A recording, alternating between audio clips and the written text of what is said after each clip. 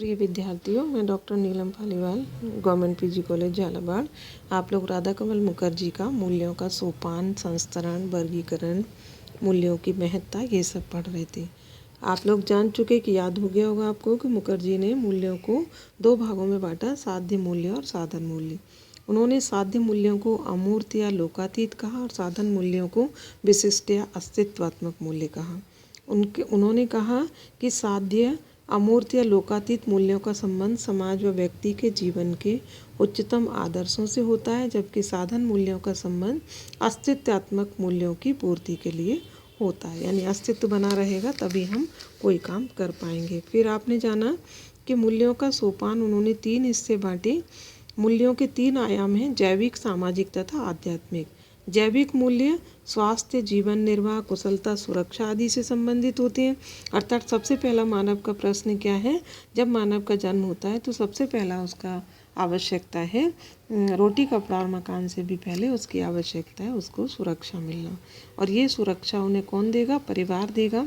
और उसी परिवार में सोशलाइजेशन के माध्यम से वो कैसे बैठेगा, क्या पहनेगा, क्या खाएगा, किस तरीके के रीति रिवाज उत्सव मनाएगा, ये सब वो सामाजिकरण के द्वारा अंत्य क्रिया के माध्यम से सीखता है।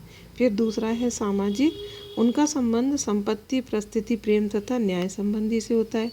फिर जैसे जैसे वो बड़ा हो गया तो वो समाज के साथ तालमेल बिठाने लग गया और समाज के साथ कार्य करने में अपने को समर्थ पाने लग गया। और फिर वो समझ गया कि उसकी क्या परिस्थिति है, उसका पद कौन सा है, उसे क्या काम करना है और किस तरीके का रोल उसको निर्वाह करना है।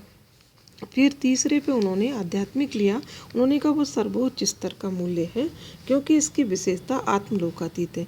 यानी ईश्वर का भजन, ईश्वर तक पहुंचना, आत्म की बात करना, एलोक और परलोक की बात करना, ये सब तब है जब कि व्यक्ति का अस्तित्व बना रहेगा। यानी वो जीवित रहेगा, समाज में जब अंत्यक्रिया करेगा, सब कार्य कर लेगा, तब वो इस तरीके की, इसलिए इनका संबंध ऊपर रखा है।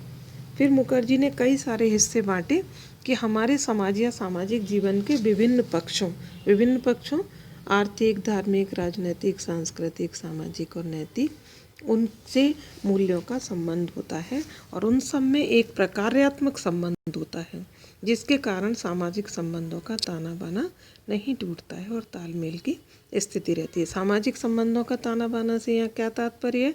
यहाँ ये है कि मनुष्य का जन्म के बाद वो अपनी परिस्थितिगत पर्यावरण से तालमेल बिठाने का प्रयास करता है, उसी के साथ वो एडजस्ट करता है, सामंजस्य बिठाने का प्रयत्न करता है और उनसे सामंजस्य बिठाकर ही वो सामाजिक संबंधों का निर्वाह ठीक से कर पाता है। और यदि वो विरोध करता है तो सामाजिक संगठन में व्यवधान पैदा होता है और सामाजिक संगठन में विरोध की स्थिति आ जाती है, अव्यवस्था फैल जाती है।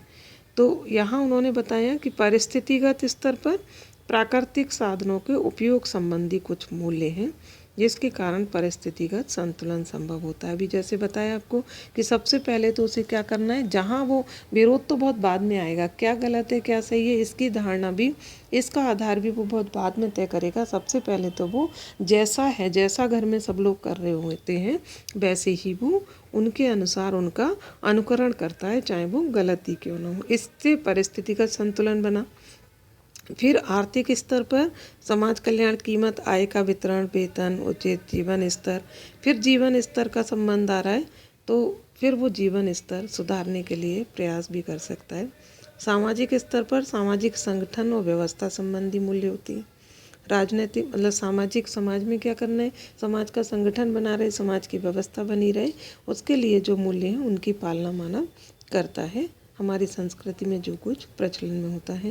राजनीतिक स्तर पर सत्ता, समानता, स्वतंत्रता, नागरिकता के मूल्य होते हैं। वैधानिक स्तर पर भी न्याय, समानता, स्वतंत्रता, सुरक्षा, अधिकार संबंधी मूल्य होते हैं। और शैक्षिक स्तर पर व्यक्तित्व विकास, मानसिक स्वास्थ्य, चरित्र संबंधी होते हैं, जो उसका उद्देश्य या लक्ष्य होता है, जिसका जो उद्देश्य या लक्ष्य है उसी के स्तर के मूल्य होते हैं। शैक्षिक स्तर पर हमारा काम क्या है कि फिर हम पढ़ रहे हैं तो हमारा काम क्या है कि हम हमारा चरित्रवान बने, हमारे व्यक्तित्व का विकास हो, बिना शिक्षा के हमारा विकास नहीं हो सकता।